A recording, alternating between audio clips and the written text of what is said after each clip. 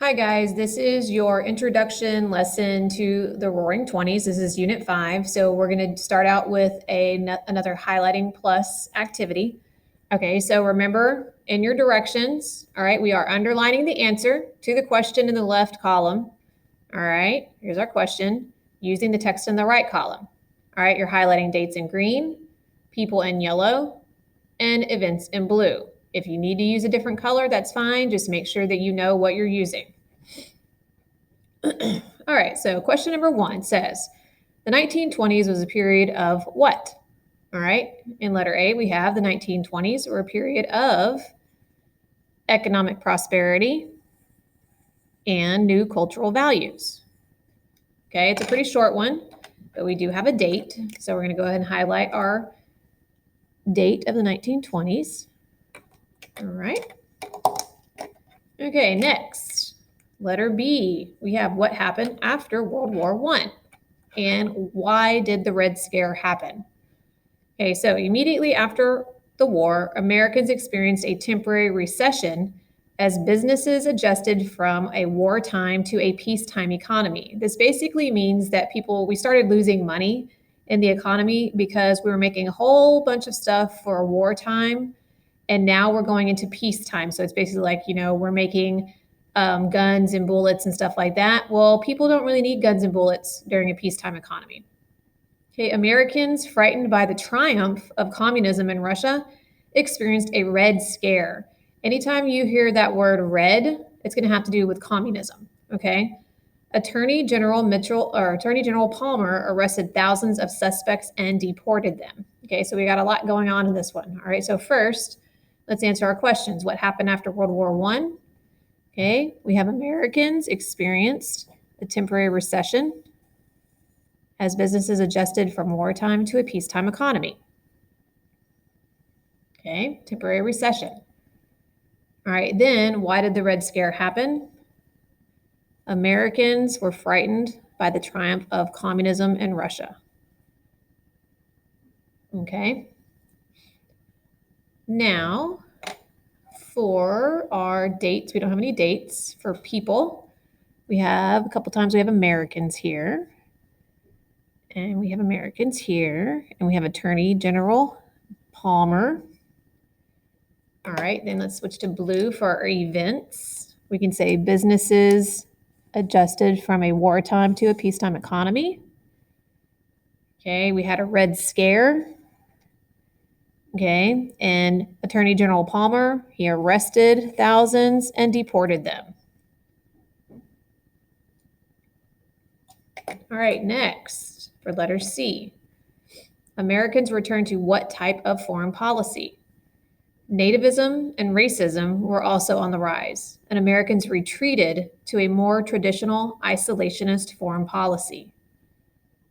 Okay, so we returned to a more traditional isolationist foreign policy. This means we're going to stay out of world affairs.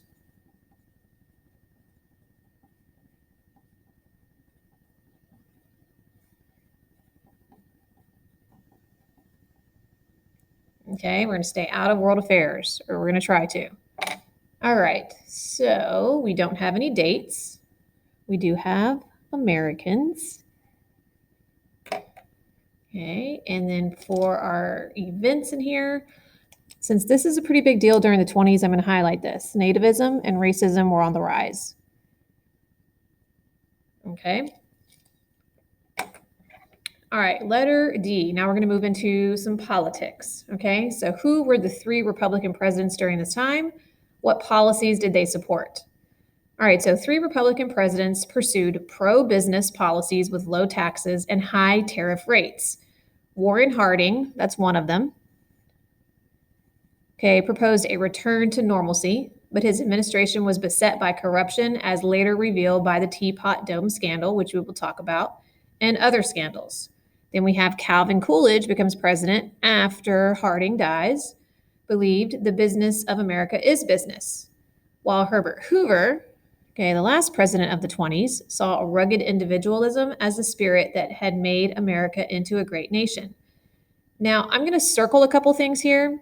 because you know how we always have the presidents always have like their slogan, okay? So this is Warren Harding's slogan, return to normalcy. Okay, and then Calvin Coolidge's is business of America is business. And Herbert Hoover believed in rugged individualism. Okay, so those kind of go with each of those presidents. All right, so we already underlined our 3 Republican presidents during the 20s. What policies did they support? They supported pro business policies with low taxes and high tariff rates. Remember our high tariffs? This means that we are going to place high taxes and tariffs on imported goods. Okay? All right. Next, we don't have any dates, but we do have our people. So we're going to highlight our presidents as our people. And I'm not going to get too carried away on events here, but I am going to highlight Teapot Dome scandal because this was a pretty big event during Warren Harding's presidency. All right, letter E. Let me scoot up a little bit. All right, our question says, what was the most important factor that contributed to economic prosperity? We have several factors contributed to the economic prosperity of the 1920s. The most important one was the spread of the automobile. Okay, so I'm going to go ahead and underline that as our answer.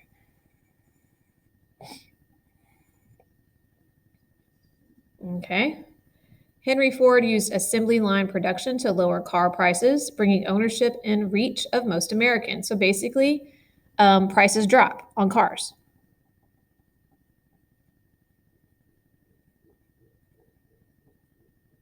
Okay, so cost less money. All right, next we do have a date in here. We have our decade, 1920s. We have a person, because we have Henry Ford, and we have Americans. All right, and the event I'm going to highlight is he used assembly line production to lower car prices. Okay, and I'm going to go back and add in my arrows, actually, because I forgot to do that. Okay, so this one.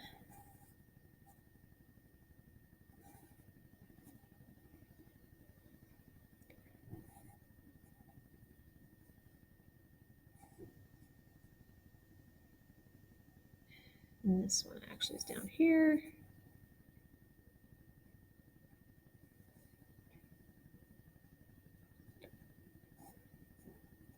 Okay. All right, letter F. Pretty short one. We have what helps stimulate the economy. We have electricity and electrical appliances also greatly help to stimulate the economy. And we will talk about a lot of those different appliances, okay, that come around during the 1920s, okay? So we start getting things like refrigerators and toasters and things that make our lives more convenient, okay? I'm not going to highlight anything in that one because that's, to me, it's really too short. All right, letter G. Why did many Americans get involved in speculation? Okay, speculation. So corporate profits led stock prices to rise. Many Americans became involved in speculation in the stock market and real estate in the hopes of getting rich. Okay. So that answers that question. And then I'll explain speculation here in just a second, a little bit more. Okay, we have Americans. And our event, we're going to say they became involved in speculation in the stock market and real estate. All right, so this word speculation, okay, you are buying something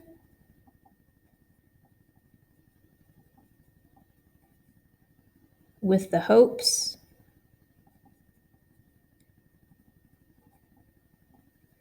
you can sell it later at a higher price.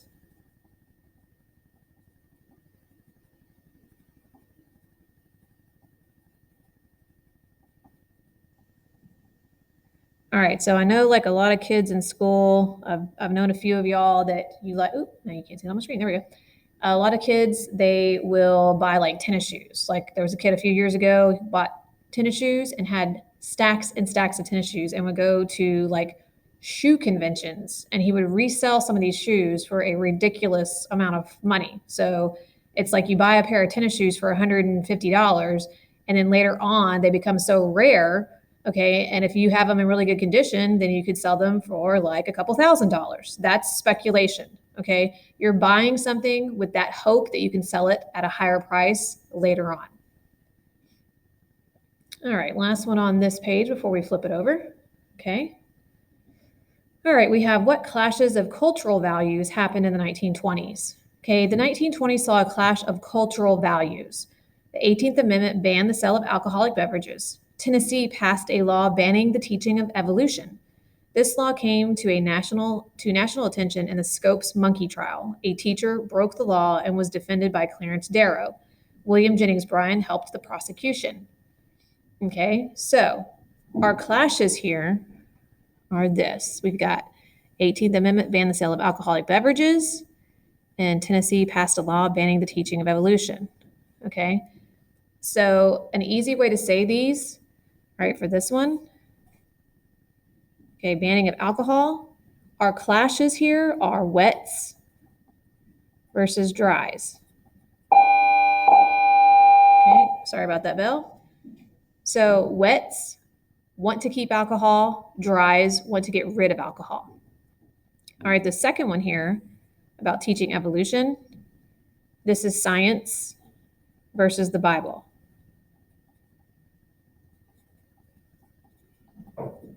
Okay, so these are people who believe in science and what science teaches us versus people who take the Bible as the literal interpretation. Okay, so these are our fundamentalists versus scientists. So our fundamentalists did not want anything being taught in school that seemed to go against the Bible. Okay. All right, we do have a date, so we're going to highlight the 20s again in green. Okay, we have a few people. Okay, Scopes is the name of the teacher in the trial. Okay, he is defended by Clarence Darrow, and he is prosecuted by William Jennings Bryan. Okay, for our events, I'm going to highlight clash of cultural values because this continues on in the 1920s, and it happens in more areas that we will talk about later, not just these two. Okay, and we have our monkey trial, which was a very big trial during this time period. All right, let's flip this over.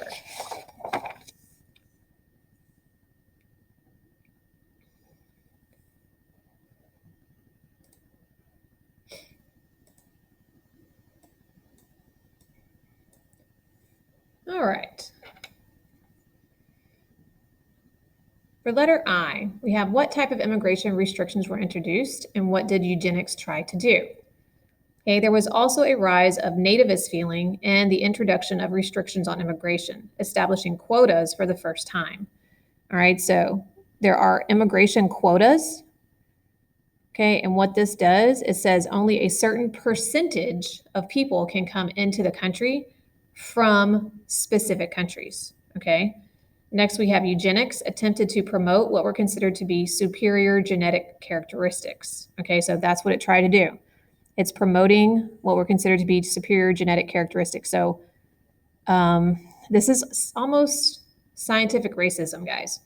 So if you were considered to have bad genes, they did not want you to reproduce, and we will have a lesson over this so you can kind of get an idea of how traumatic this was for some people. Okay. All right, letter J. How did women see greater freedom? Women gained the right to vote with the passage of the 19th Amendment. The 1920s saw greater freedom for women as they wore less restrictive clothing, entered the workforce in greater numbers, and began gaining college educations. Okay, so we're going to answer that question right here, starting with greater freedom. Oops, I need to go back and do my highlights on letter I. Okay, so let me back up a little bit here.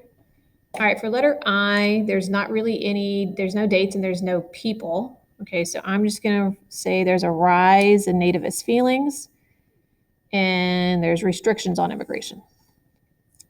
Okay. All right. For back to letter J, we have a date. We have 1920s. We have women as a group of people. Okay. And for this one, I'm just going to highlight they're gaining the right to vote as the event. Okay, so the 19th Amendment is passed and women gain the right to vote. I know we've talked about this already during the progressive era, but don't forget sometimes our eras overlap a little bit.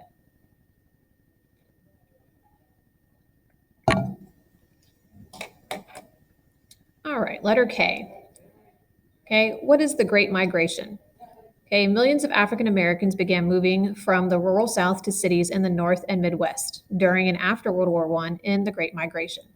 Okay, so basically the whole thing answers this. And we have talked about the Great Migration before. Okay.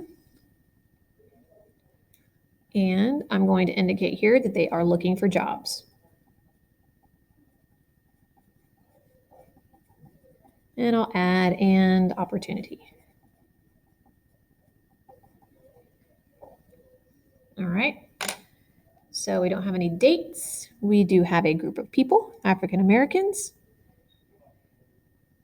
And for events, I'm not going to highlight everything here. I'm just going to, and that was the next bell. Okay, but I am going to highlight the Great Migration as our event. All right, letter L. What city became the cultural center of the Harlem Renaissance? We have the vibrant African American community in Harlem in New York City. Okay, so that's Harlem in New York City. Became the cultural center of the Harlem Renaissance. Writers like Alain Locke and Langston Hughes celebrated their heritage. Marcus Garvey attempted to organize African Americans in a Back to Africa movement. Okay, so we already answered the first question here. And then we have what did Marcus Garvey want to do? Okay, he attempted to organize African Americans in a Back to Africa movement. Okay, he basically wanted to load up a ship, okay, and go back to Africa. He even had his own country already set up, and it's actually we can't go into a lot of detail about it because we don't have the time. But if you ever take a look at his movement, it's very interesting. Okay, and it influenced a lot of the later civil rights movements during the 60s. And that answers that question for Marcus Garvey. Okay, and then letter M, our last one. Who were the two writers of the 1920s? Okay, writers like F. Scott Fitzgerald depicted the lifestyles of the young and materialistic rich in the 1920s, while Sinclair Lewis ridiculed American hypocrisy. Okay, so F. Scott Fitzgerald is one, and then Sinclair Lewis. Okay, F. Scott Fitzgerald is the one who wrote The Great Gatsby. I believe y'all read that book this year. Okay, and then I need to go back and do my highlighting. All right, for letter L, we don't have any dates, but we do have the African American community. We have Alain Locke and Langston Hughes. And we also have Marcus Garvey. Okay, and I'm going to highlight the Harlem Renaissance as our big event. Okay, letter M, going to highlight F. Scott Fitzgerald as our people because we don't have any dates, and Sinclair Lewis. Oh, we do have dates. Never mind. 1920s right there. I'm going to leave it at that because everything else in here is stuff that they wrote about. All right, make sure that if you are doing this digitally, make sure you are clicking the turn in button or submitted button, whichever it is. Okay, hope this helps everybody out. You'll have a great day.